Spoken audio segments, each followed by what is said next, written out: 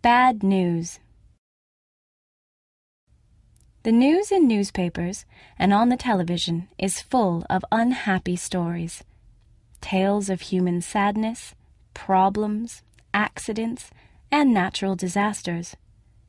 Analysis of the media shows that there can be up to 17 times more negative news stories than positive ones available for us to consume. And we do consume them. Newspapers, both paper and online versions, are widely read in many countries, and there is a growing trend for 24-hour rolling TV news channels, which people increasingly have playing on their TV screens all day as a backdrop to their lives. Does this diet of negative stories affect us badly? Well, yes, actually it does. A non-stop diet of bad news can leave us feeling depressed and helpless. We are more likely to make poor decisions when we feel like this, such as spending too much or selling investments we own. Even people who don't actually watch or read the news find it difficult to avoid. People discuss things in conversations face to face, and social media spreads the word far and wide. If it makes us feel this bad, why are we so interested in negative stories? One theory is that this is a human condition related to our ancestors.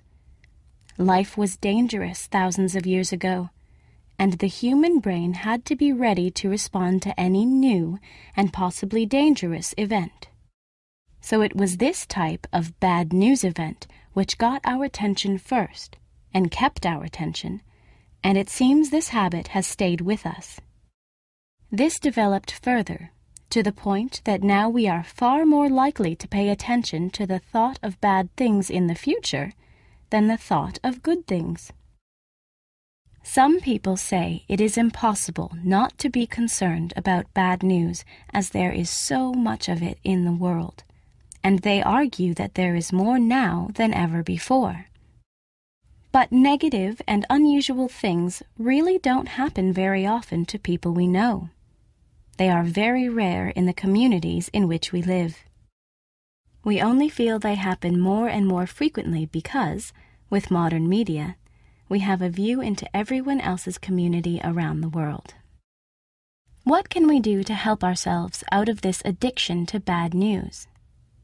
Well, we can learn to turn off the television, to close the newspaper, paper pages, or web pages. And on a personal level, we can learn to pass on positive stories about people we know and about things that have happened. We don't have to pick over only the disasters. We can share the good times too.